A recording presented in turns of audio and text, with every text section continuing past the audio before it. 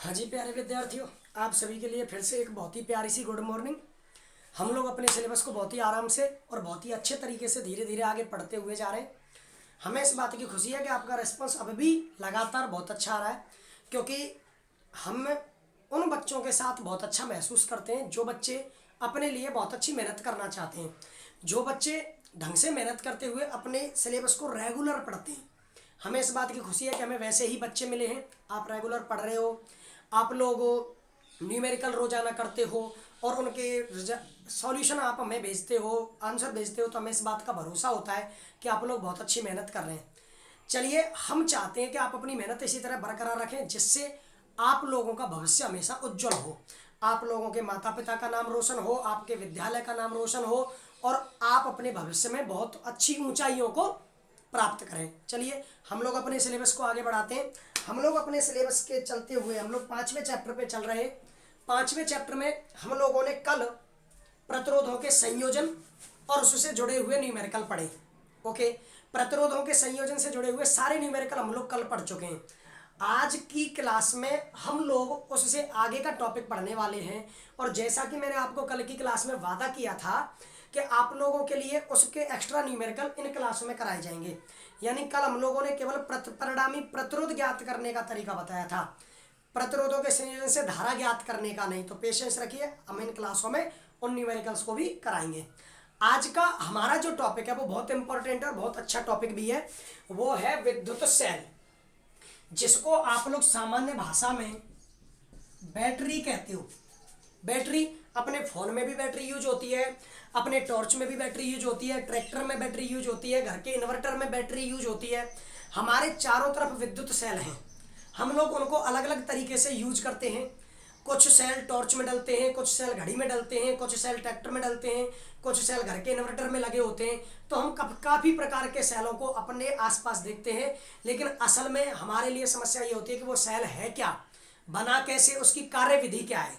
ठीक है, तो अब हम लोगों को वही सेल के बारे में पढ़ना है। तो आज हमारा टॉपिक है विद्युत सेल। आप लोग सब लोगों को अच्छी तरह पता है कि विद्युत सेल में अंदर रसायन भरे होते हैं। क्या भरे होते हैं? रसायन।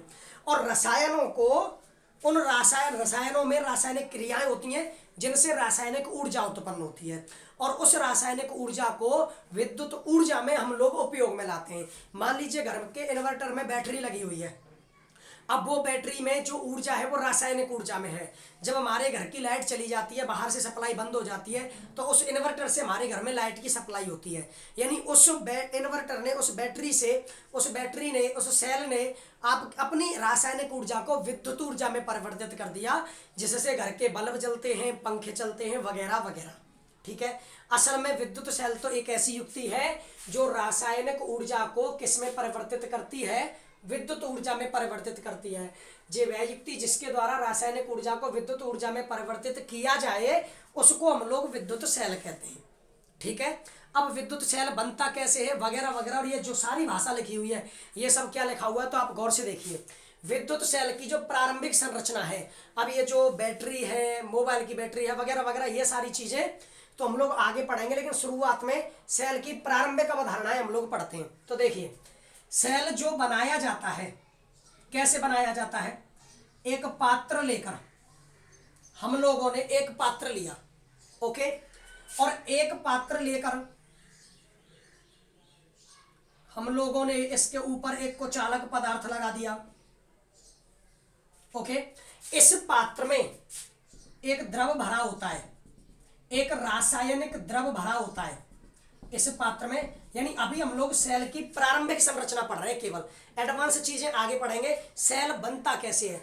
एक पात्र लिया, ये कोई पात्र है, और इस पात्र में हम लोगों ने एक द्रव भर दिया और उसको कहते हैं विद्युत अपघट्य। मैंने इस पात्र में एक विद्युत अपघट्य भर दिया, इसके ऊपर किसी कुचालक पदार्थ की सहायता से दो धात्विक प्लेटें लगी होती हैं, दो धात्विक प्लेटें लगी होती हैं, और ये दो धात्विक प्लेटें, इनको कहते हैं इलेक्ट्रोड। क्या कहते हैं? इनको इलेक्ट्रोड कहते हैं। एक होता है एनोड और एक होता है कैथोड।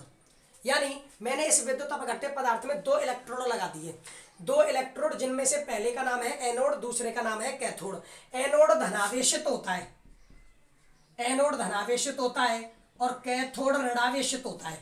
यानी एनोड पर सिर्फ धनायन पाए जाएंगे और कैथोड पर सिर्फ ऋणायन पाए जाएंगे। और इन एनोड और कैथोड को बाह्य परिपथ में एक प्रतिरोध से जोड़ दिया जाता है, बाह्य परिपथ में एक प्रतिरोध से जोड़ दिया जाता है। एक पात्र लिया, पात्र में हम लोगों ने विद्युत अपघट्य भरा और उस विद्युत अपघट्य में किसी कुचालक पदार्थ की सहायता से 2 इलेक्ट्रोडों को व्यवस्थित कर देते हैं, जिनमें से एक होता है एनोड और दूसरा होता है कैथोड। ऑलराइट, एनोड और कैथोड, एनोड होता है धनावेशित और कैथोड होता है ऋणावेशित। एनोड और कैथोड को हम लोग किसी बाह्य परिपथ में प्रतिरोध R से जोड़ देते हैं। ठीक है, ये इसकी प्रारंभिक संरचना है, ये संरचना है सेल की। वास्तविकता में सेल होता ऐसे है। तो देखिए यही सारी चीजें लगी हुई हैं। सेल की प्रारंभिक संरचना में किसी पात्र में एक विद्युत अपघट्य द्रव भर दिया जाता है, जिसमें चालक पदार्थ के बने 2 इलेक्ट्रोड लगे होते हैं, जिन्हें क्रमशः कैथोड ऋणावेशित, एनोड धनावेशित कहते हैं। इन इलेक्ट्रोडों को बाह्य परिपथ में किसी प्रतिरोध से जोड़ दिया जाता है। अब आगे की प्रक्रिया समझिए। जब इस सेल में भरे इस विद्युत अपघट्य का विद्युत अपघटन होगा, विद्युत अपघटन होगा। आप ऐसे समझ लीजिए, मान लीजिए कोई इसमें विद्युत अपघट्य पदार्थ H2SO4 भरा हुआ है।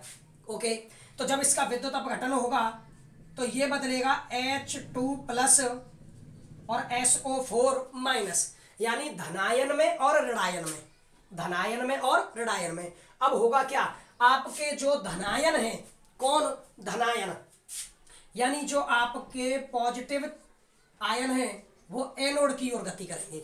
धनायन किसकी ओर गति करेंगे, एनोड की ओर। अब आप ऐसे मत सोचना कि अरे ये धनायन तो एनोड से प्रतिकर्षित होंगे, इसका नाम है एनोड और ये धनावेशित तभी होता है जब इस पर ये धनायन पहुंच जाते हैं।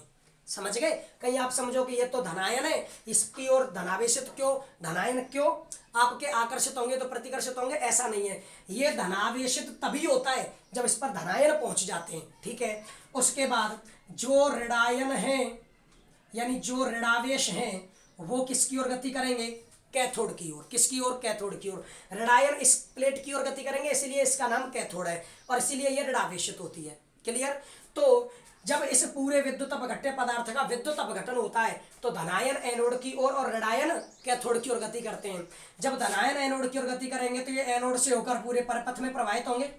आप लोगों को ये चीज मैंने पहले ही सिखाई है कि विद्युत धारा की दिशा धनायनों की दिशा होती है, तो धनायन जिधर गति करेंगे वो विद्युत धारा की दिशा होगी। अब आप सोचिए ये धनायन ऐसे गति करेंगे, ठीक है, इसका मतलब सेल के बाहर जो बाह्य परिपथ है उसमें धारा की दिशा एनोड से किसकी ओर है, कैथोड की ओर। सेल के बाहर धारा की दिशा एनोड से किसकी ओर है, कैथोड की ओर। ऑलराइट, अब अगर धारा लगातार एनोड से कैथोड की ओर प्रवाहित तो होनी है तो निश्चित तौर पर सेल के अंदर धारा को कैथोड से किसकी ओर आना पड़ेगा, एनोड की ओर। कैथोड से किसकी ओर आना पड़ेगा, एनोड की ओर। क्लियर? यानी जब आवेश ऐसे जाएंगे तो ऐसे चलेंगे, समझ रहे हो? अब सेल के बाहर तो ये एनोड से कैथोड की ओर जा रहे, लेकिन सेल के अंदर कैथोड से एनोड की ओर। इसका मतलब ये हुआ कि सेल के बाहर जो धारा की दिशा होती है, ये थ्योरेटिकल पॉइंट है जो आपको याद रखना है कि सेल के बाहर जो धारा की दिशा होती है वो एनोड से कैथोड की ओर होती है और सेल के जो अंदर धारा की दिशा है वो कैथोड से एनोड की ओर होती है। सेल के अंदर जो धारा की दिशा है वो कैथोड से एनोड की ओर होती है। ऑलराइट, तो इस तरह ये सेल काम करता है। इसमें भरे विद्युत अपघट्य का विद्युत अपघटन होगा तो धनायन एनोड की ओर, ऋणायन कैथोड की ओर गति करेंगे, जिसके कारण सेल के बाह्य परिपथ में एक धारा प्रवाहित होगी। चूंकि धारा धनायनों की दिशा में प्रवाहित होती है तो जो धनायन जाएंगे वही धारा की दिशा हो गई। तो सेल के बाहर धारा की दिशा एनोड से कैथोड की ओर और सेल के अंदर कैथोड से एनोड की ओर। ये देखिए यही सब लिखा हुआ है। जब विद्युत अपघट्य का विद्युत अपघटन किया जाता है तो पदार्थ से धनायन व ऋणायन उत्पन्न होते हैं, जिनमें से धनायन एनोड की ओर और ऋणायन कैथोड की ओर गति करते हैं, जिससे बाह्य परिपथ में एक विद्युत धारा प्रवाहित होने लगती है। सेल के बाहर विद्युत धारा एनोड से कैथोड की ओर तथा सेल के अंदर धारा कैथोड से एनोड की ओर प्रवाहित होती है। ऑलराइट, याद रखना, जब इस तरह धारा प्रवाहित होगी तो आपके इस कैथोड, एनोड और कैथोड के बीच में, कैथोड और एनोड के सिरों के बीच में एक विभवांतर उत्पन्न होगा, क्योंकि आवेश गति कर रहा है तो आवेश को गति कराने में कार्य किया जाएगा, वही कार्य विभवांतर कहलाएगा। यानी एनोड और कैथोड के बीच में क्या उत्पन्न होगा? विभवांतर। इस धारा प्रवाह के कारण इलेक्ट्रोडों के मध्य एक विभवांतर उत्पन्न होता है। क्लियर है? अब ये तो इसकी प्रक्रिया है, निर्माण प्रक्रिया है, कार्य विधि है। लेकिन जब सेल को हम लोग व्यक्त करते हैं तो सेल को व्यक्त करते हैं ऐसे, ये है बाह्य प्रतिरोध R और ये है सेल। ठीक है, ये आपका सेल, इधर से धारा जा रही है और इधर की ओर, यानी एनोड से कैथोड की ओर। क्लियर? धारा जाएगी एनोड से कैथोड की ओर। इसको या करके बना दीजिए नीचे। क्लियर है? याद रखिए, ये जो सेल है, असल में हम लोग जो सेल का प्रतीक चिन्ह लेते हैं सेल का, तो आप लोग जानते हो धारा दो प्रकार की होती है, दिष्ट धारा और प्रत्यावर्ती धारा। तो सेल के प्रतीक हम दो लेते हैं, एक तो दिष्ट धारा के लिए और एक प्रत्यावर्ती धारा के लिए। जो सेल दिष्ट धारा हमें देगा वो दिष्ट विभव स्रोत होगा, यानी DC source, direct current source. तो उसको व्यक्त करेंगे ऐसे, दो प्लेटें, एक पॉजिटिव और एक नेगेटिव। ऑलराइट। तथा जो प्रत्यावर्ती विभव स्रोत होता है, प्रत्यावर्ती बैटरी होती है, उसको व्यक्त करने का तरीका यह है। 16वें चैप्टर में, यानी अर्धचालक युक्तियों वाले चैप्टर में आपको इससे काम पड़ेगा, बाकी सब जगह ऐसे काम पड़ेगा। समझे या नहीं? तो यानी याद रखिए, मैं सेल से जुड़ी हुई सारी जानकारी आपको दूंगा, कोई भी चीज छूटेगी नहीं, बशर्ते आप क्लास पूरी देखें और आराम से धीरे धीरे पढ़ें। दिष्ट विभव स्रोत का प्रतीक चिन्ह ये, प्रत्यावर्ती विभव स्रोत का प्रतीक चिन्ह ये। क्लियर है? अब मैं यहां से आगे बढ़ूंगा, क्योंकि अब मुझे इस सेल का आंतरिक प्रतिरोध एक्सप्लेन करना है। इस सेल के लिए विद्युत वाहक बल और टर्मिनल वोल्टता एक्सप्लेन करनी है। तो उससे पहले आप फटाफट इसको यहां से और यहां तक नोट करिए। चलिए तुरंत फटाफट नोट कीजिए।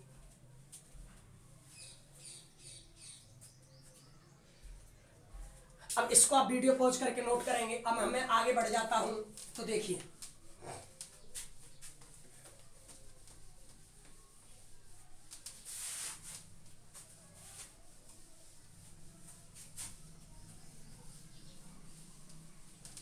देखिए, अब मैं दो परिभाषाएं आप लोगों के लिए एक्सप्लेन करूंगा।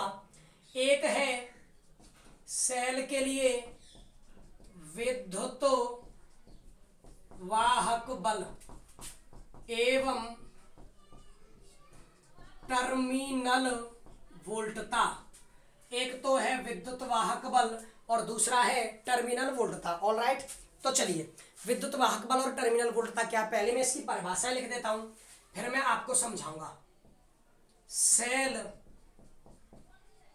के संपूर्ण परिपथ, संपूर्ण परिपथ का मतलब है इसका आंतरिक परिपथ और बाह्य परिपथ।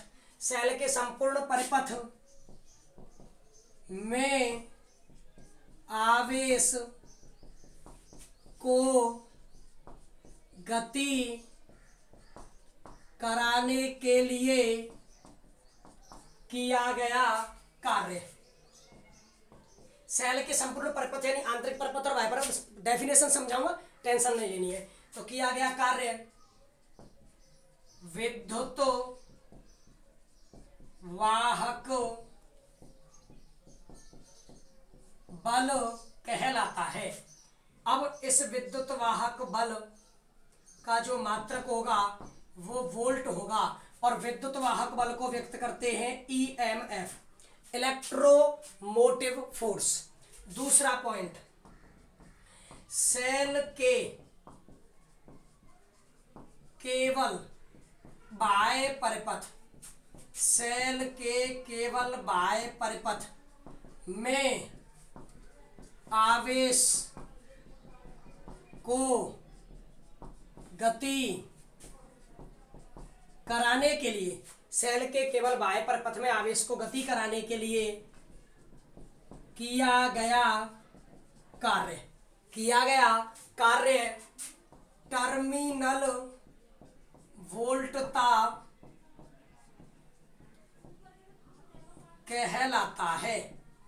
टर्मिनल वोल्टता कहलाता है। और टर्मिनल वोल्टता का भी मात्रक क्या होगा, वोल्ट। ओके, अब मैं एक नोट लिख रहा हूं क्योंकि इसकी लैंग्वेज में क्लियर कर देता हूं पहले ही पूरी। सेल के खुले परिपथ में, अगर सेल खुले परिपथ में है, सेल के खुले परिपथ में सिरों के मध्य प्राप्त विभवांतर, सेल के खुले परिपथ में सिरों के मध्य प्राप्त विभवांतर आपका विद्युत वाहक बल होता है एवं सेल के बंद परिपथ में, सेल के बंद परिपथ में सिरों के मध्य प्राप्त विभवांतर, सेल के सिरों के मध्य प्राप्त विभवांतर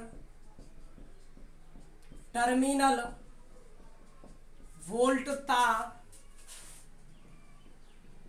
कहलाता है, टर्मिनल वोल्टता कहलाता है। ये इसकी लैंग्वेज क्लियर होगी। अब आराम से समझना आप, ये आपका कोई सेल है जिसमें दो इलेक्ट्रोड लगे हुए हैं, एक है एनोड और एक है कैथोड, जो बाह्य परिपथ में जुड़ा हुआ है और मैंने यहां पर एक कुंजी लगा दी। ओके, अब आप सोचिए, ये प्रतिरोध है R, इसमें धारा ऐसे प्रवाहित होगी I। अगर इसमें आपको आवेश को यहां से गति करा के शुरू करा के और पूरे में गति करा के वापस यहीं तक लाना है, ये जो हिस्सा है डैश डैश डैश से ऊपर वाला, ये सेल का बाह्य परिपथ है और ये है सेल का आंतरिक परिपथ। ठीक है, तो अगर आपको कोई आवेश गति करानी है उसको सेल के आंतरिक परिपथ में और इसके बाह्य परिपथ में भी, यानी सेल से ले गए प्रतिरोध में घुमा के लाए वापस सेल में, तो सेल के आंतरिक और बाह्य दोनों परिपथों में अगर आपको आवेश को गति करानी है, ठीक है, तो आवेश को गति कराने के लिए किया गया कार्य क्या होगा, विद्युत वाहक बल, इलेक्ट्रोमोटिव फोर्स। याद रखना ये कोई बल नहीं है, विद्युत वाहक बल, कहीं कंफ्यूज हो जाओ, बल लग रहा है तो इसका मात्रक न्यूटन होगा ना, ये विभव का ही एक नाम है, केवल एक नाम है विभव का। आवेश को गति कराने में किया गया कार्य विभव होता है, तो ये विद्युत वाहक बल केवल विभव का एक नाम है। अच्छा, दूसरी बात, अब अगर मान लीजिए आपको आवेश को केवल बाह्य परिपथ में गति करानी है, केवल कौन से परिपथ में, बाह्य परिपथ में, केवल कौन से परिपथ में, बाह्य में, यानी सेल के अंदर नहीं, केवल बाह्य परिपथ में ही ले जाइए। ठीक है, तो बाह्य परिपथ में गति करानी है तो जो किया गया कार्य होगा उसे टर्मिनल वोल्टता कहेंगे। क्या कहेंगे, टर्मिनल वोल्टता। सेल के आंतरिक और बाह्य परिपथ में आवेश को गति करानी है तो किया गया कार्य क्या होगा, विद्युत वाहक बल, और केवल बाह्य परिपथ में गति करानी है तो टर्मिनल वोल्टता। इसलिए अगर मान लीजिए कुंजी खुली हुई है, परिपथ जुड़ा हुआ नहीं है, तो ये सेल जो है वो बाह्य परिपथ से डिस्कनेक्ट है, यानी ये खुला परिपथ है। कैसा परिपथ है, खुला परिपथ। ये जब सेल बाह्य परिपथ से डिस्कनेक्ट होता है, यानी जो भी ये खुले परिपथ में होता है, तो इसके सिरों के बीच में प्राप्त विभवांतर होता है विद्युत वाहक बल। क्या होता है, विद्युत वाहक बल। दूसरी बात, अगर ये सेल बंद परिपथ में है तो बंद होते ही देखिए आंतरिक प्लस बाह्य हो गया, तो बंद परिपथ में सिरों के मध्य प्राप्त विभवांतर क्या होगा, टर्मिनल वोल्टता। क्या होगा, टर्मिनल वोल्टता। क्लियर है। दूसरी बात याद रखिए, टर्मिनल वोल्टता में केवल बाह्य परिपथ आ रहा था, ठीक है, तो जब ये सेल बंद होगा, यानी कुंजी बंद होगी, जब इसमें धारा प्रवाहित होगी, तभी तो आवेश बाह्य परिपथ में पहुंचेगा केवल। अब बाह्य परिपथ में पहुंचेगा तो बाह्य परिपथ के लिए किया गया कार्य विभवांतर टर्मिनल वोल्टता होती है, टर्मिनल वोल्टता होती है। इसलिए जब ये सेल बंद परिपथ में होता है, यानी जब ये सेल से धारा लगातार प्रवाहित होती है बंद बाह्य परिपथ में, तो उसके सिरों के मध्य में प्राप्त विभवांतर क्या होगी, टर्मिनल वोल्टता। विद्युत वाहक बल और टर्मिनल वोल्टता दोनों ही विभवांतर के रूप हैं, इसलिए दोनों के ही मात्रक क्या होंगे, वोल्ट। दोनों के ही मात्रक वोल्ट। ऑलराइट, ठीक है। अब यहां से आगे बढ़ते हैं। अब एक सामान्य सी बात बता देता हूं मैं। देखिए, सेल के प्रकार, सेल कितने प्रकार के होते हैं, सेल होते हैं दो प्रकार के, एक होते हैं प्राथमिक सेल, ये चीज आप लोगों ने छोटी क्लासों में पढ़ी है, प्राथमिक सेल, और एक होते हैं द्वितीयक सेल।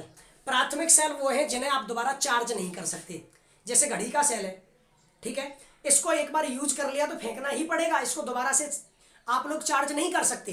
तो जो सेलों को दोबारा से चार्ज नहीं किया जा सकता, दोबारा से उनको आवेशित नहीं किया जा सकता या दोबारा उपयोग में नहीं लाया जा सकता, वो प्राथमिक सेल होते हैं।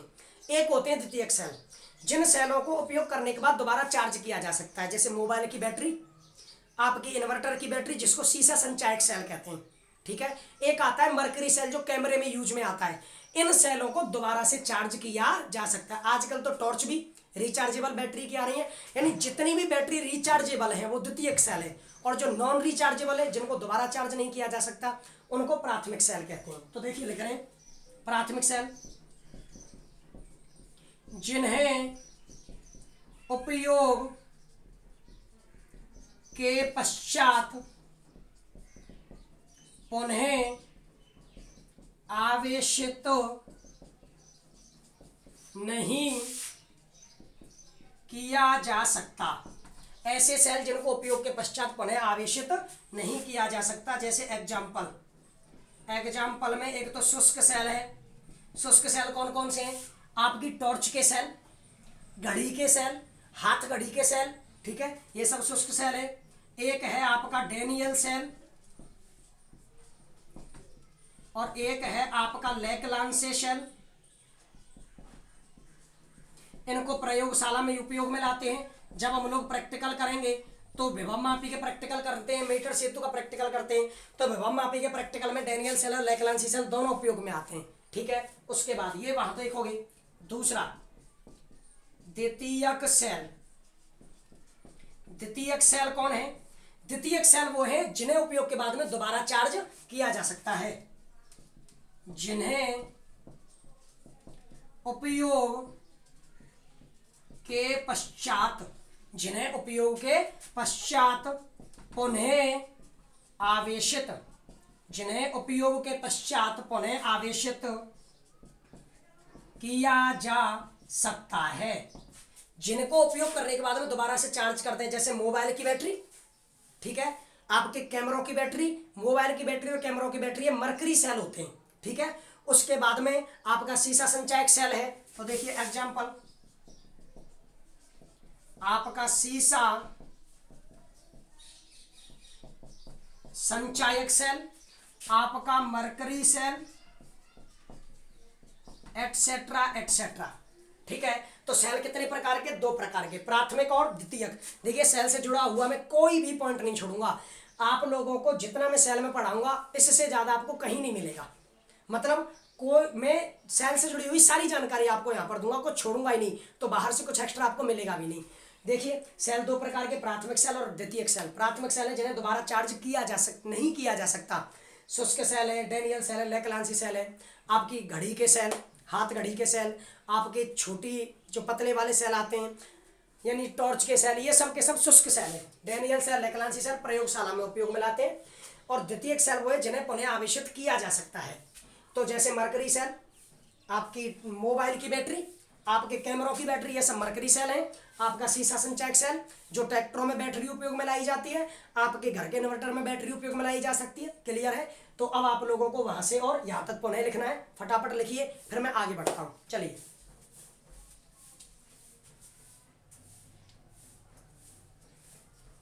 चलिए अब हम लोग आगे बढ़ते हैं। आज की ये जो हमारी क्लास है, आज के बाद सिर्फ एक क्लास बचेगी इस 5वें चैप्टर की, यानी कल हमारा ये 5वां चैप्टर खत्म हो जाएगा। क्लियर है? 6वें चैप्टर में केवल 5 ही क्लासें हो पाएंगी। 6वां चैप्टर 5 क्लासों में आपका हो जाएगा। तो जैसा कि मैंने आपसे वादा किया था, अभी तो जून शुरू हुआ है, हम लोग 5वां चैप्टर कल खत्म कर देंगे। उसके बाद मैं आपको एक दिन का गैप दूंगा, आप लोग पढ़ लीजिएगा, और उसके बाद 6वें चैप्टर को शुरू करेंगे। उस एक दिन के गैप में आपको रिवीजन करना है अपने 5वें चैप्टर का पूरा। 6वें चैप्टर में 5 क्लासों में खत्म हो जाएगा। फिर उसके बाद मतलब ये जून में मैं आपको 8 चैप्टर तक खत्म करा दूंगा। बस आप पेशेंस से मेरे साथ पढ़ते जाइए बिना लापरवाही के। तो चलिए अब हम लोग हेडिंग डालते हैं, सेल का आंतरिक प्रतिरोध, internal resistance of cell. Cell का आंतरिक प्रतिरोध क्या होता है? तो पहले भाषा लिख लेते फिर आराम से समझते हैं। देखिए, जब सेल में भरे विद्युत अपघट्य का, जब सेल में भरे विद्युत अपघट्य का विद्युत अपघटन किया जाता है, ये चीज जो मैं लिख रहा हूं वो चीज मैं आपको पहले ही समझा चुका हूं। सेल के निर्माण प्रक्रिया में जब सेल में भरे विद्युत अपघट्य का विद्युत अपघटन किया जाता है तो जो आपके धनायन हैं वो एनोड की ओर, तो धनायन एनोड की ओर व ऋणायन कैथोड की ओर, आपके धनायन एनोड की ओर व ऋणायन कैथोड की ओर गति करते हैं। धनायन एनोड की ओर और ऋणायन किसकी ओर? कैथोड की ओर गति करते हैं। तो इन आवेशों की गति के कारण, इन आवेशों की गति के कारण ये आपस में टकराते हैं, ये आपस में टकराते हैं, जिससे आवेशों यानी धनायन और ऋणायनों आवेशों की गति में रुकावट या प्रतिरोध, जब ये आपस में टकराएंगे तो टक्करों से इनके मार्ग में रुकावट पैदा होगी, रुकावट या प्रतिरोध उत्पन्न होता है, रुकावट या प्रतिरोध उत्पन्न होता है, जिसे आपके सेल का आंतरिक प्रतिरोध कहते हैं, जिसे सेल का क्या कहते हैं?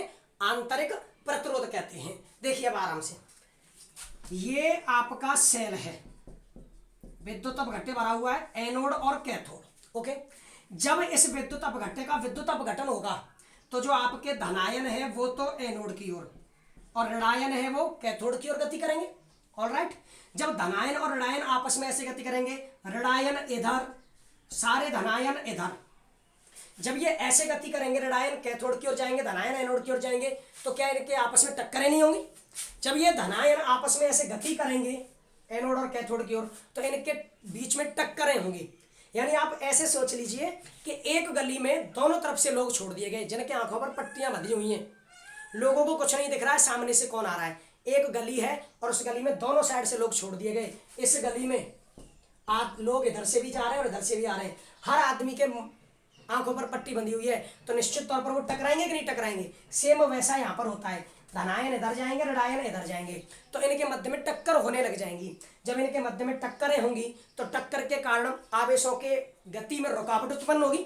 अब आवेश की गति में जो रुकावट उत्पन्न हो रही है उसी को क्या कहते हैं? प्रतिरोध। क्या कहते हैं? प्रतिरोध। और इसी को सेल का क्या कहेंगे? आंतरिक प्रतिरोध। क्या कहेंगे? सेल का आंतरिक प्रतिरोध। तो आप एक बात बताइए,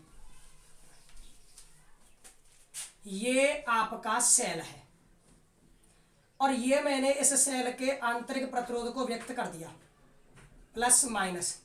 इस सेल का कुल विद्युत वाहक बल, यानी इसके पास जो पहले टोटल एनर्जी थी, टोटल विभवांतर था, वो ई है।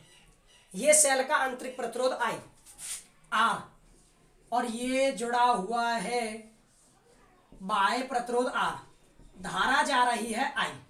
ओके, इतना तो समझ में आ गया कि जब सेल में भरे हुए विद्युत अपघट्य का विद्युत अपघटन किया जाता है तो आवेश, धनावेश एनोड की और ऋणावेश कैथोड की ओर गति करते हैं, आपस में टकराते हैं, जिसके कारण उनके मार्ग में रुकावट पैदा होती है। इस रुकावट को ही सेल का आंतरिक प्रतिरोध कहा जाता है।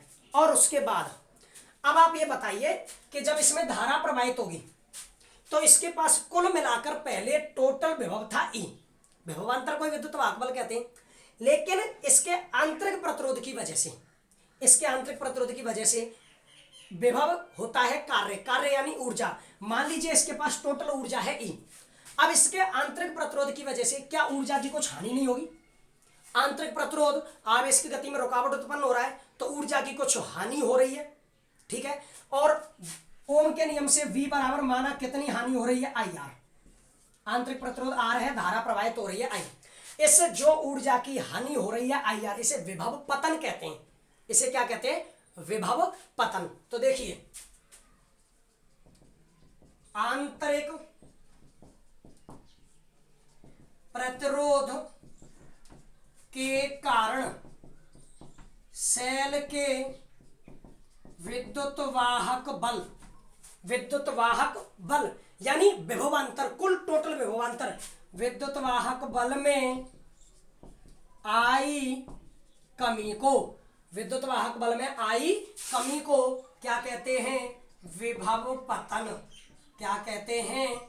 विभव पतन कहते हैं। ऑलराइट, यानी आप सोचिए, इसके पास टोटल एनर्जी E, इसके एनर्जी में रुकावट पैदा हो रही है R की वजह से, इसके आंतरिक प्रतिरोध की वजह से, तो वो इसकी एनर्जी को कुछ डाउन करेगी। मान लीजिए मेरे पास 100 किलो जूल ऊर्जा है और मैं जा रहा हूं। अब अगर मान लीजिए रास्ता ऊबड़ खाबड़ है, यानी प्रतिरोध है रास्ते में, तो मुझे चलने में ज़्यादा एनर्जी वेस्ट करनी पड़ेगी। मेरी एनर्जी ज़्यादा वेस्ट होगी, यानी मेरी एनर्जी में कमी आएगी, यानी इसके विद्युत वाहक बल में कमी आएगी। उसी को क्या कहेंगे? विभव पतन। क्या कहेंगे? विभव पतन। और अब जो पहले हमारे पास टोटल मान था E, इसमें से ये IR घटेगा, जिसको हम लोग विभव पतन कह रहे हैं, तो हमें E से कम प्राप्त होगा, उसको टर्मिनल वोल्टता कहते हैं। क्योंकि अब वो टर्मिनल वोल्टता हम लोग इस प्रतिरोध के सिरों पर प्राप्त करेंगे, बाह्य प्रतिरोध के सिरों पर। किसके सिरों पर? बाह्य प्रतिरोध के सिरों पर। और सेल है बंद, सेल बंद परपथ में है, तो जो प्राप्त विभवांतर है उसे कहते हैं टर्मिनल वोल्टता। क्या कहेंगे? टर्मिनल वोल्टता। तो सेल के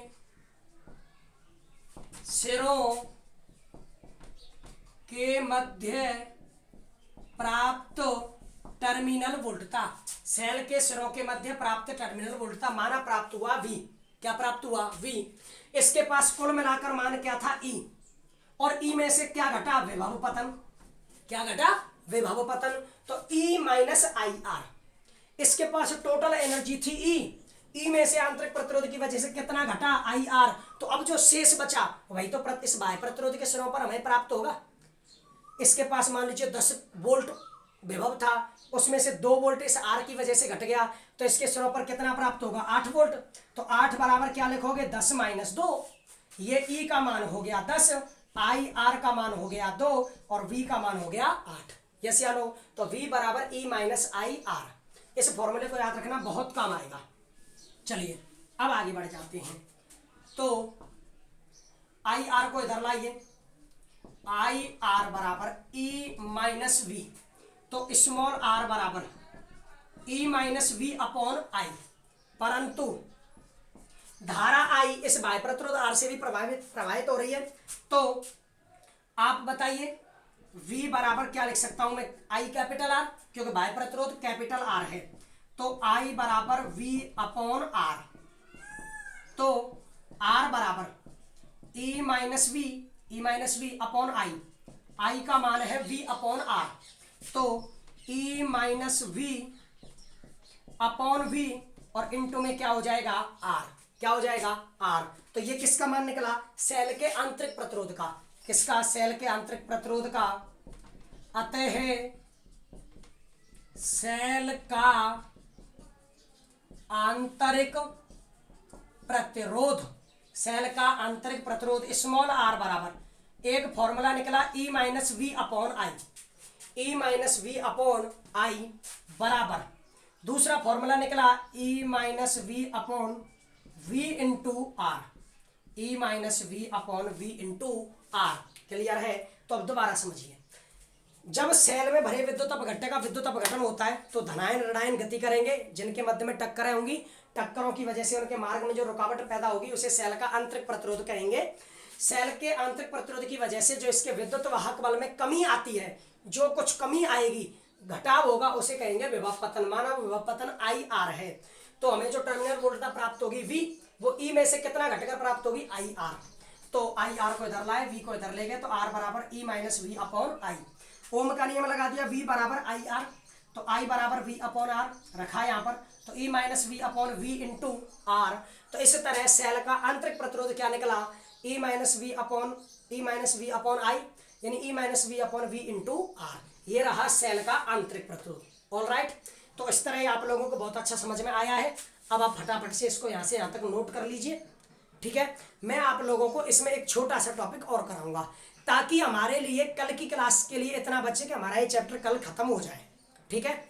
हम कल इस चैप्टर को खत्म करना चाहते हैं, इसलिए एक छोटा सा टॉपिक हम आपको और कराएंगे। तो फटाफट यहाँ से और यहाँ तक नोट करिए।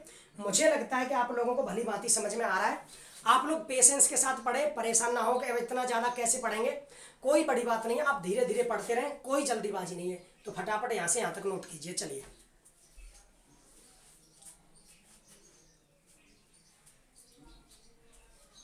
चलिए अब आगे बढ़ते हैं।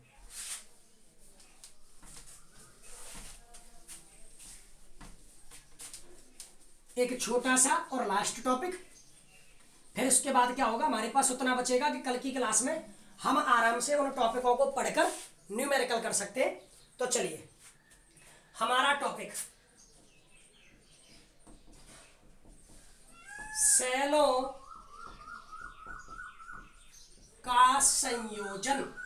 सेलों का संयोजन। आप लोगों ने संधारित्रों का संयोजन पढ़ लिया, प्रतिरोधों का संयोजन पढ़ लिया, एक लास्ट संयोजन बचा हुआ है सेलों का, इसको और पढ़ लेते हैं तो ये संयोजन खत्म हो जाएंगे। जैसे प्रतिरोधों और संधारित्रों के संयोजन दो प्रकार के होते हैं, ठीक वैसे ही आपके सेलों के भी संयोजन कितने प्रकार के, दो प्रकार के। और आज हम लोग एक ही पढ़ेंगे, श्रेणी क्रम संयोजन। छोटा सा है, देखिए, माना E1 व E2 विद्युत वाहक बल, इलेक्ट्रोमोटिव फोर्स E1 और E2 विद्युत वाहक बल के दो सेल, E1 व E2 विद्युत वाहक बल के दो सेल एक बाह्य प्रतिरोध कैपिटल आर से, एक बाह्य प्रतिरोध कैपिटल आर से श्रेणी क्रम में जुड़े हैं, जिनके आंतरिक प्रतिरोध स्मॉल r1 व स्मॉल r2 है। ओके, गौर से समझिए, दो सेल लिए मैंने,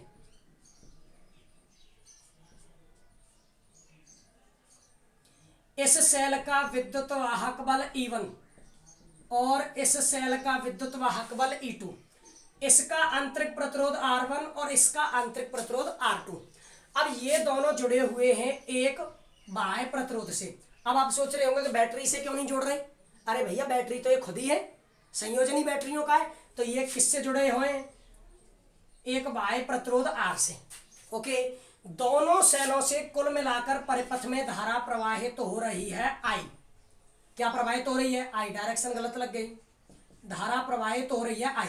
ओके, दूसरी बात, पहले सेल, ये पहला सेल और ये दूसरा सेल, पहले सेल और दूसरा सेल ये श्रेणी क्रम में जुड़े हुए हैं इस बिंदु पर। ओके, तो पहले सेल के सिरों पर प्राप्त विभवांतर V1 व दूसरे सेल पर के सिरों पर प्राप्त विभवांतर V2 होगा। श्रेणी क्रम संयोजन में धारा एक समान रहती है और विभवांतर भिन्न भिन्न प्राप्त होता है, ये चीज मैं आपको पहले ही बता चुका हूं।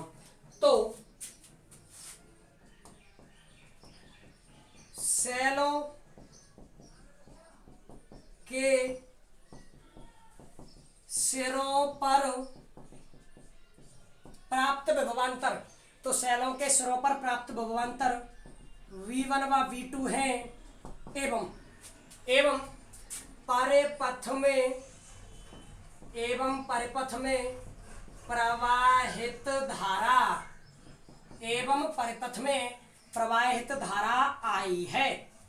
धारा I है, तो प्रतिरोध।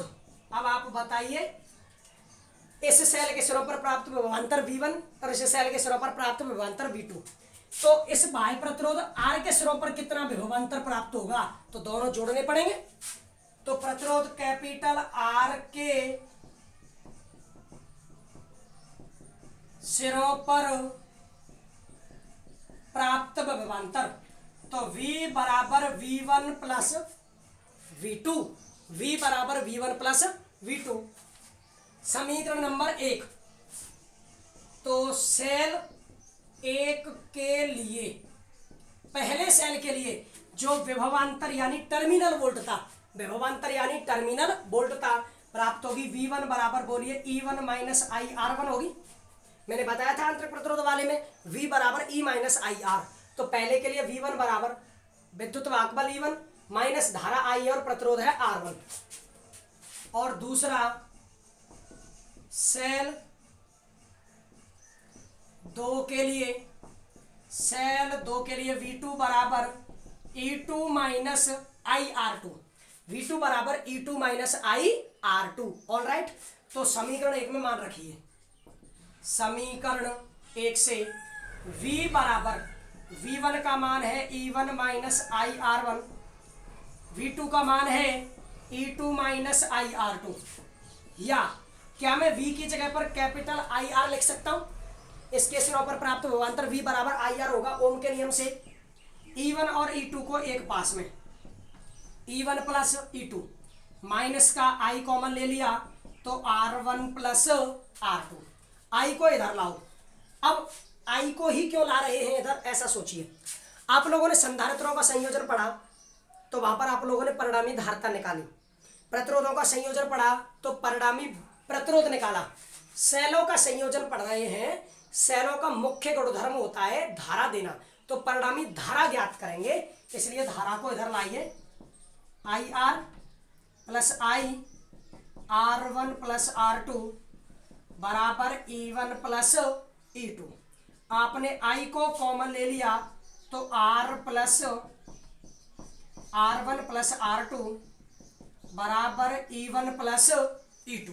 ऑल राइट, यहां से धारा का मान निकालिए तो धारा I बराबर E1 प्लस E2 और इसका भाग लग जाएगा R plus R1 plus R2, R plus R1 plus R2। तो क्या मैं इसको ऐसे लिख सकता हूं, या I बराबर E1 प्लस E2 को लिख दिया मैंने E note, E1 plus E2 को लिख दिया E नोट, और इसको लिख दिया R plus R1 plus R2 को क्या लिख दिया R नोट, क्या लिख दिया R नोट। क्लियर? तो क्या लिखेंगे अब आगे, अतः सेलों के श्रेणी क्रम संयोजन में, अतः सेलों के श्रेणी क्रम संयोजन में प्राप्त धारा बोलिए I बराबर क्या फॉर्मूला निकला, E नोट बटे R plus R note, E note बटे R प्लस R नोट। जहां आपने E नोट किसकी जगह पर लिखा है, E1 प्लस E2 की जगह पर, आपका E1 प्लस E2। अब आप दिमाग लगाइए, E1 और E2 दोनों जुड़ रहे हैं, उसकी जगह पर E नोट लिखा है, यानी विद्युत वाहक बल जुड़ रहे हैं। तो ये क्या हो गया, तुल्य विद्युत वाहक बल। वाह, R नोट को किसकी जगह पर लिखा, R1 प्लस R2 की जगह पर, तो R1 प्लस R2 आंतरिक प्रतिरोध जुड़ रहे हैं, तो इसको कहेंगे तुल्य आंतरिक प्रतिरोध, तुल्य आंतरिक प्रतिरोध। अब चलिए आगे बढ़े, उससे पहले समझ लीजिए, दो सेल हैं जिनके विद्युत वाहक बल E1 और E2, आंतरिक प्रतिरोध है R1 और R2। एक बाह्य प्रतिरोध कैपिटल R के साथ श्रेणी क्रम में जुड़े हुए हैं, दोनों से कुल मिलाकर धारा आती है I, और दोनों के सिरे अलग अलग बिंदुओं पर जुड़े हुए हैं, तो विभवांतर यानी टर्मिनल वोल्टता है V1 और V2। तो परिणामी विभवांतर V बराबर V1 प्लस V2। पहले सेल के लिए टर्मिनल वोल्टता V1 बराबर क्या होगा, E1 माइनस आई R1, क्योंकि आंतरिक प्रतिरोध में अभी बताया है V बराबर E माइनस आई R, और V2 बराबर E2 माइनस आई R2।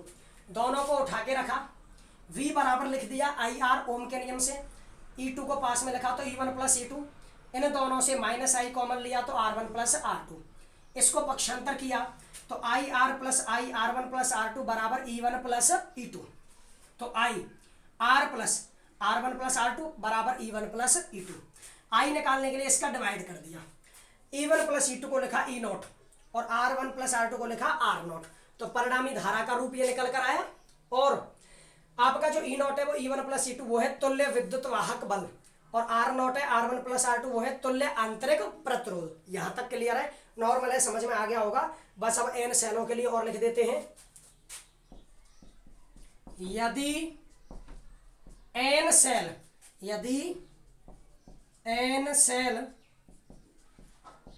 श्रेणी क्रम में जुड़े हों, यदि n सेल श्रेणी क्रम में जुड़े हों तो बताइए, यदि n सेल श्रेणी क्रम में जुड़े हैं तो परिणामी विद्युत वाहक बल क्या होगा?